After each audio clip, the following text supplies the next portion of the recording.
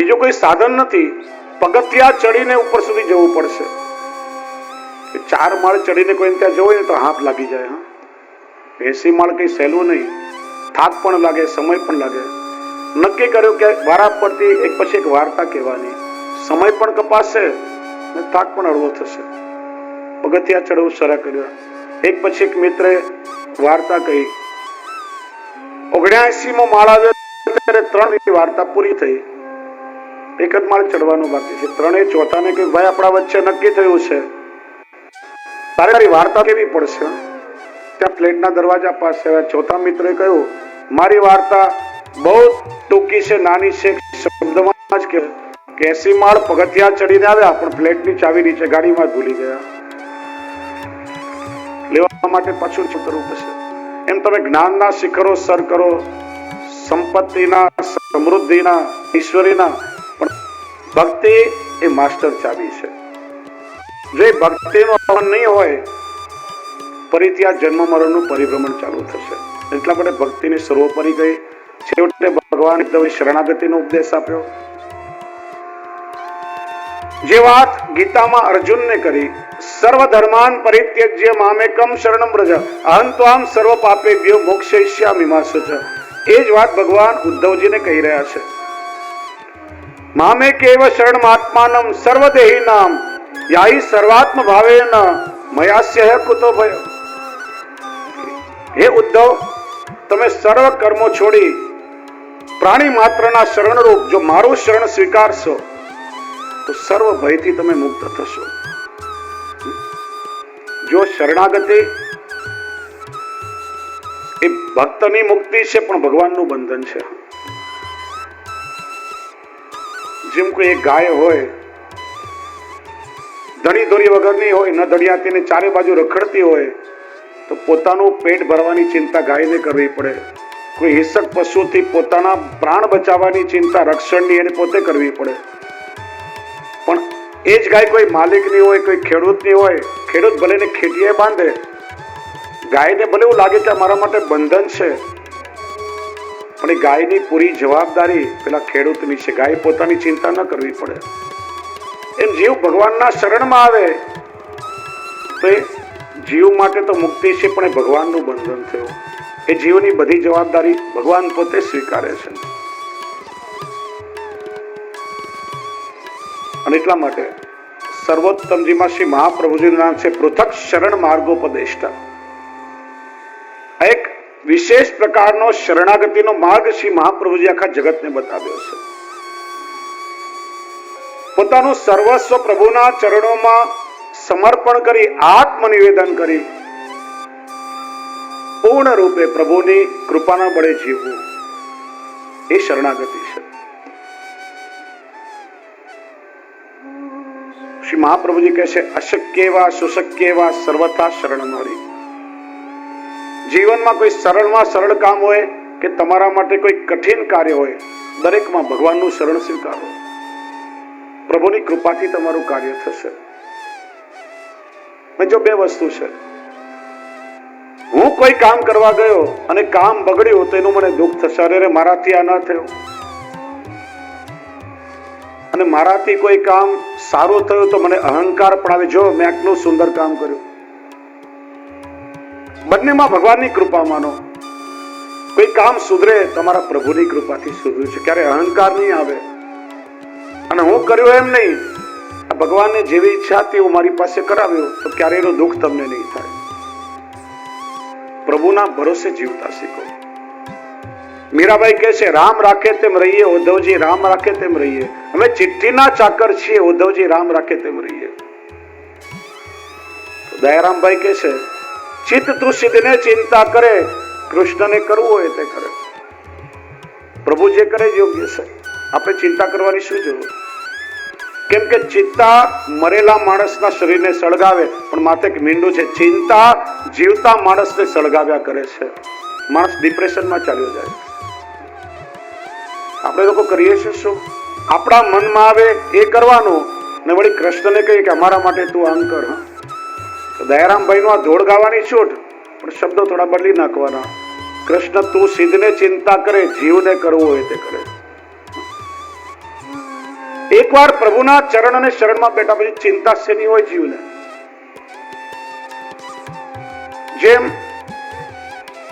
સામે કોઈ હિંસક પશુ હોય કે કોઈ પણ હોય, નાનું બાળક માના આંચળમાં આવી માને વળગી પડે તો એને પછી કોઈનો ભય નથી સતાવતો. એને વિશ્વાસ છે કે મારી માં મારી રક્ષા ચોક્કસ કરશે. એમાં તો જગતનો નાથ છે. એના ચરણમાં ગયા પછી જીવને ચિંતા કરવાની શું જરૂર? સુરદાસજી કહે છે, ભરોસો દ્રઢીને ચરણાને પહેરો.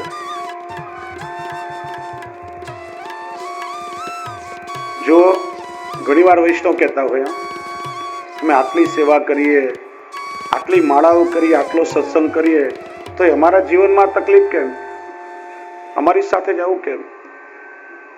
તેનું કહું કે એક વસ્તુ યાદ રાખો, સમજો, કસોટીઓ તો આવે, પણ કસોટી હંમેશા સોનાની થાય, કથિરની કસોટી ન થાય. કોઈ દિવસ તમે આ સોનીની દુકાને જાઓ, એમ કહો કે આ તાંબાની વીંટી છે, લઈને સીવી નાખી દેશે ગલામાં. પણ તમે કહો આ સોનાની છે, તો એ કસોટી કરીને જોશે કે કેટલા ટચની છે. કથિરની કસોટી ન થાય. પ્રભુ વિચારે કે આ જીવને મારા શરણમાં લેવો છે. પ્રભુ જેને પોતાનો માને એના જીવનમાં કસોટીઓ આવે છે. ક્યારેક સુખ આપીને તો ક્યારેક દુઃખ આપીને, બંને પ્રકારે જીવની પરીક્ષા થાય છે. એક સૂત્રને જીવનમાં યાદ રાખો, સુખમાં છકી ન જાય અને દુઃખમાં ડગી ન જાય, એ પ્રભુના ચરણ સુધી પહોંચી શકે. સુખ આવ્યું તો એ પ્રભુની કૃપાથી, અને દુઃખ આવ્યું તો એ પ્રભુની ઈચ્છાથી. આપણી ઈચ્છા અનુસાર જીવનમાં બધું થાય તો પ્રભુની કૃપા, ને આપણા ઈચ્છા પ્રમાણે ન થાય તો ભગવાનની ઈચ્છા. આ બંને આપણે સ્વીકારવું જ પડે છે, કેમ કે છેવટે આપણું કઈ ચાલવાનું જ નથી. જે કઈ થાય છે પ્રભુની ઈચ્છાથી થાય છે. આમ ઘણા બુદ્ધિજીવીઓ કહેતા હોય, ભગવાન શું કરે છે? ભગવાનને કોને જોયા? આ જે કઈ થાય છે માણસ પોતાની બુદ્ધિથી કરે છે. આ બધું સાયન્સ અને ટેકનોલોજીથી થાય છે. તો નરસિંહ મહેતા એવા બુદ્ધિશાળીને એક દોડમાં બહુ ઠપકો આપે છે. હવે મારા જગતમાં કોઈનો ભય રહ્યો નથી, મૃત્યુનો પણ ભય નથી, મારા મનમાં કોઈ શંકા પણ રહી નથી. હવે તો લાગી રહ્યું છે કે સ્વયં ઠાકોરજી મારા અંદર પધાર્યા છે. હવે તો સર્વત્ર મને ભગવત લીલાનું દર્શન થાય છે. હવે તો મને પ્રભુના સ્વરૂપમાં અનુરાગ થઈ ગયો છે. કૃપા કરી હવે મને દેહ ત્યાગ કરવાની આજ્ઞા આપો. જો સત્સંગના કેટલા સુંદર 5 પળ અહીંયા બતાવ્યા છે. લોકોને એવું લાગે કે અઠવાડિયાથી 4.5-5 કલાક આ ગરમીમાં તપીને તમે બેસાડો. કઈક તો કરવું જોઈએ ને. ગુજરાતીમાં કહેવત છે ને કે લાલો લાભ વગર ના લોટે. મારા દ્વારકાધીશ હવેલીના ટ્રસ્ટે આટલો સુંદર મનોરથ કર્યો, તારીખ નક્કી થઈ, પત્રિકા છપાઈ, તમને વધાઈ મળી, આખું આયોજન થયું. અમારે પણ ઠાકોરજીની સેવા સ્મરણ બધું છોડીને તમારા વૈષ્ણવ માટે અહીંયા બેસવું પડે. તમે પણ લૌકિક કામકાજ ગરબા કરવા કંઈક તો પરિણામ મળવું જોઈએ ને, નહીં તો ખાલી સમયનો બગાડ કહેવાય. 5 ઉત્તમ પળોનું પરીક્ષિતે દર્શન કરાવ્યું છે. મને કોઈનો ભય રહ્યો નથી. સત્સંગનું પળ છે નિર્ભયતા. સત્સંગ માણસને નિર્ભય બનાવે છે. ભગવદ ગીતા જીવના મોહને દૂર કરે છે, ભાગવત જીવના ભયને દૂર કરે છે. સમાજ ભયભીત છે. કોઈને આર્થિક ભય સતાવી રહ્યો છે, કોઈને સામાજિક ભય સતાવી રહ્યો છે, કોઈને ભવિષ્યનો ભય સતાવી રહ્યો છે, મૃત્યુનો ભય સતાવી રહ્યો છે. વિમાનમાં બેઠા હોય ને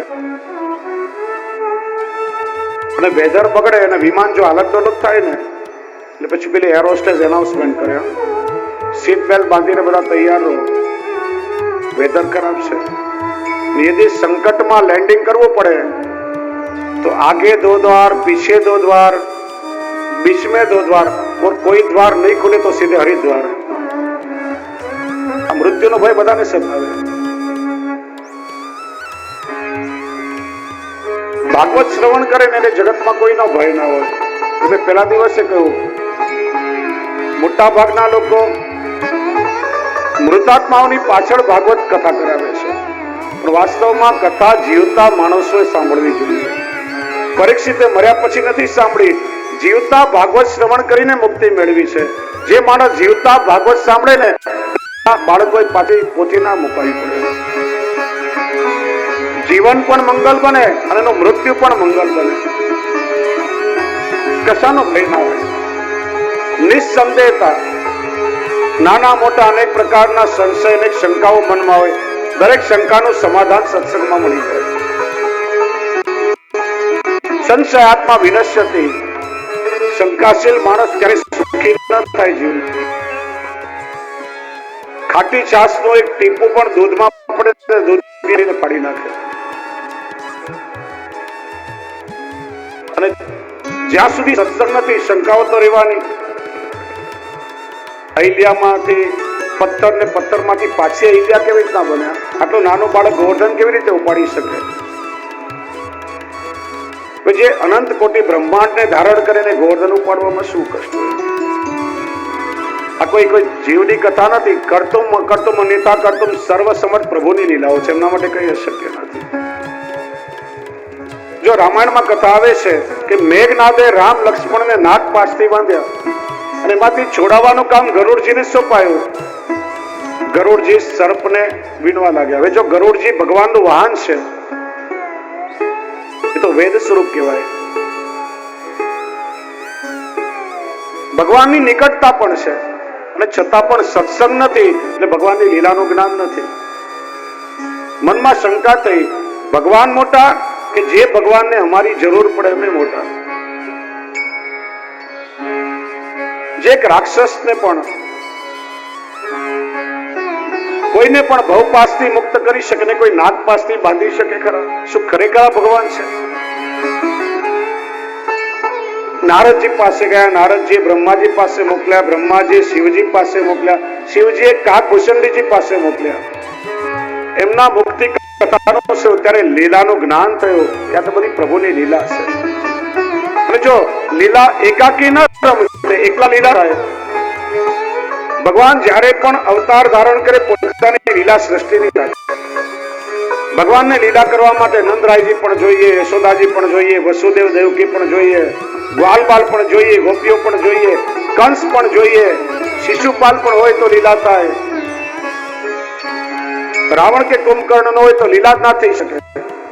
બધી લીલા સૃષ્ટિ છે. લીલાની સમજ આવે તો સમજાય. ભગવદીઓનો સંગ કરીને લીલા સમજમાં આવે. સત્સંગ આપણા સંશયને દૂર કરે છે. ત્રીજું ફળ છે હૃદયમાં હરિનો પ્રવેશ. સ્વચ્છ હૃદય સત્સંગ નિર્માણ કરે છે.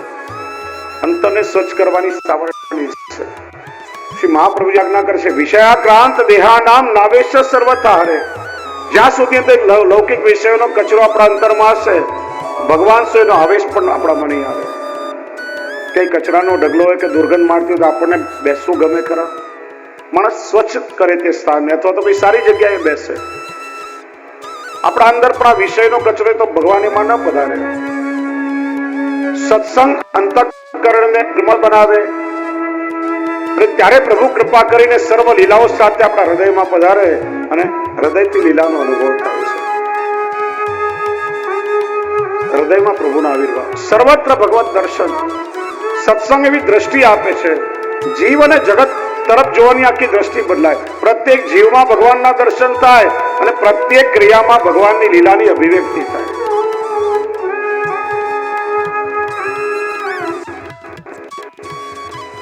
પાંચમું ફળ છે ભગવાનના સ્વરૂપમાં અનુરાગ. તમે ભગવાનને પ્રેમ ક્યારે કરી શકો? કે ભગવાનના બનાવેલા જીવોને પરસ્પર આપણે એકબીજાને પ્રેમ કરતા થઈએ. પેલા પ્રત્યેક જીવમાં પ્રભુના દર્શન કરી જેવા જેવા એકબીજાને સ્વીકારીએ, એકબીજાને પ્રેમ કરતા થઈએ, અને એ પ્રેમનું સબ્લિમેશન થાય, એનું ઉર્ધ્વીકરણ થાય, ત્યારે લૌકિક આસક્તિ છૂટે અને ભગવાનના સ્વરૂપમાં જીવનો અનુરાગ થાય છે. આ કથા પ્રભુને પ્રેમ કરાવે છે. આ 5 પળનો અનુભવ પરીક્ષિત રાજાએ કર્યો છે.